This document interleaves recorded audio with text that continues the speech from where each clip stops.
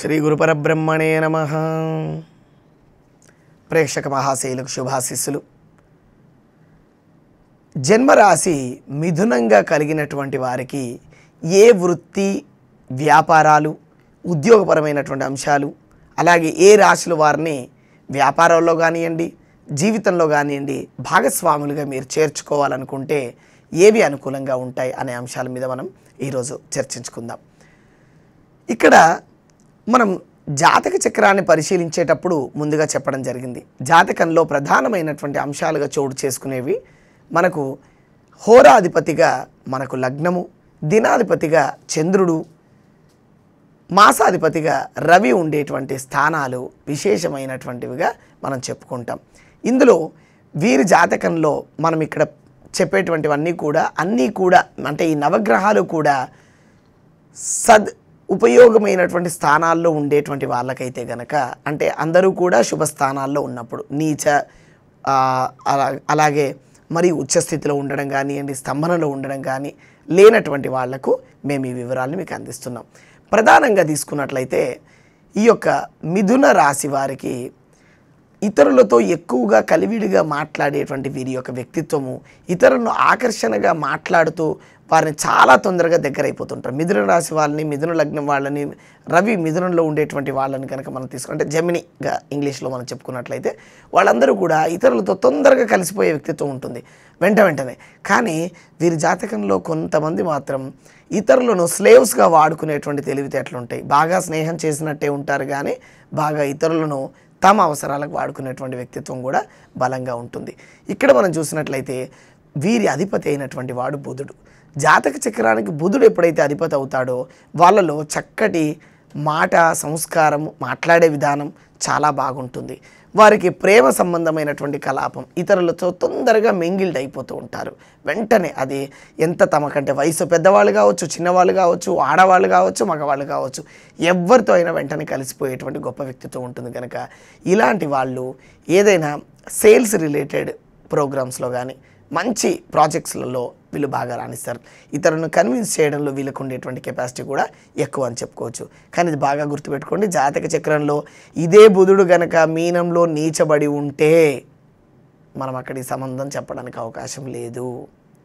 ఇదే జాతకానికి శుక్రుడు గనక బాగా ఉచ్చస్థితిలో ఉన్నాడనుకో, వీరి మాటల ద్వారా, వీరి చేష్టల ద్వారా స్వయంగా తమ జాతకాన్ని తాము పాడు చేసుకుని మన శుభుడే జాతకానికి చూస్తే కనుక లగ్నానికి పంచమాధిపతి, వ్యయాధిపతిగా ఆ శుక్రుడు ఉండేటువంటి స్థితి కనుక అక్కడ ఉచ్చస్థితి పొంది అదే చోట బుధుడు పడతాడు. బాగా ఇక్కడ బాగా తెలుసుకోవాల్సింది ఏంటంటే జ్యోతిష్యులకు కూడా ముఖ్యమైనటువంటి అవసరం ఇదేమిటంటే ఎక్కడైతే గురు శుక్రులు ఇద్దరూ కూడా మిత్రత్వాన్ని వహిస్తారో అదే చోటు దశమ స్థానంలో ఈ ఉచ్చలో ఉండేటువంటి అక్కడ శుక్రుడు లేదా నీచలో ఉండేటువంటి బుధుడు గనక ఉంటే ఇది పూర్తిగా తిరగరాసేస్తుంది కథనంతా కూడా. కనుక ఇక్కడ మేము చెప్పేటువంటి ఫలితాలతో పాటు మీ జాతక చక్రంలో గ్రహస్థితి ఎక్కడ ఉందో కూడా చాలా అవసరం. ప్రధానంగా ఈ మిథున రాశి వారికి ద్వితీయాధిపతి అయినటువంటి చంద్రుడు కొంత మారక బలం కలిగి ఉన్నప్పటికీ అతని వల్ల కొంత శ్రేయస్సు లభించే అవకాశం ఉంది. సహజంగా చంద్రుడు, బుధుడు ఇద్దరు కూడా మిత్రులు కారు అనేటువంటి భావన ఉంటుంది.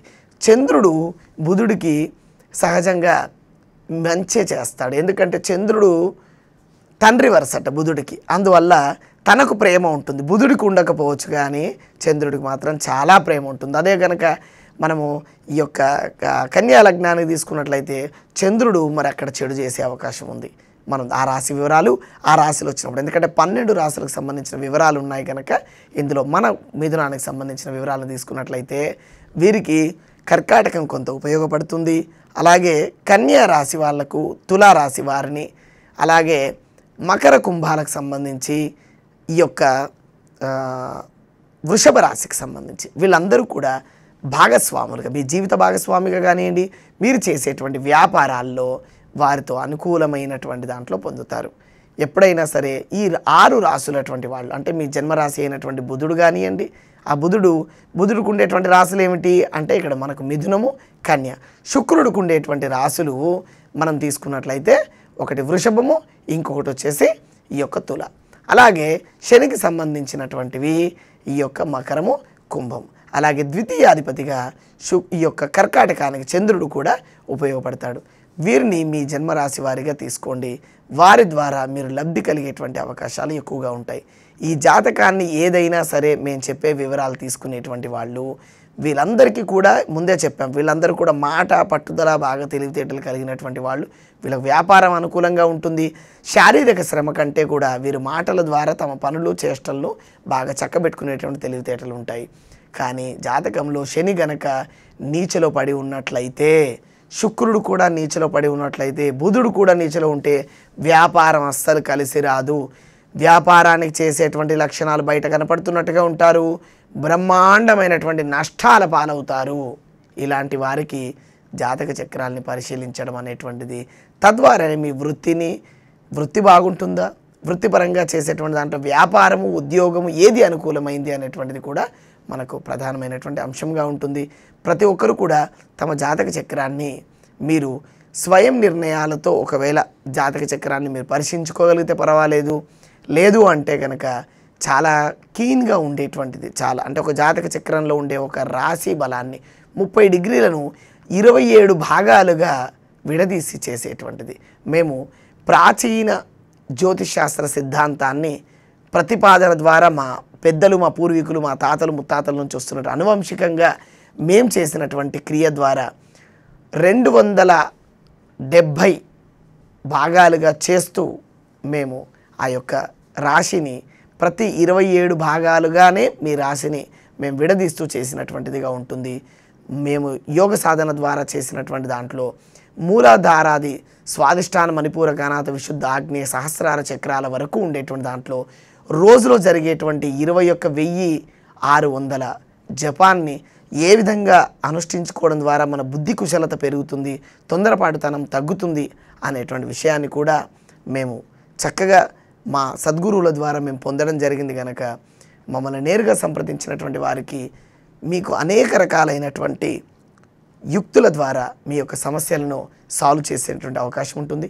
స్క్రోల్ పైన కనపడేటువంటి నంబర్లను మీరు పరిశీలించి ఆ నంబర్లను మీరు అపాయింట్మెంట్స్గా పొందినటువంటి వాళ్ళు, హైదరాబాద్ దగ్గర ప్రాంతాల వాళ్ళు మీరు మమ్మల్ని నేరుగా సంప్రదించేటువంటి సదావకాశం ఉంటుంది. ఇదే దూర ప్రాంతాల వాళ్ళైతే కనుక దూరవాణి అనగా ఆన్లైన్ ద్వారా మీరు మా సేవలను పొందే సదావకాశం ఉంటుంది.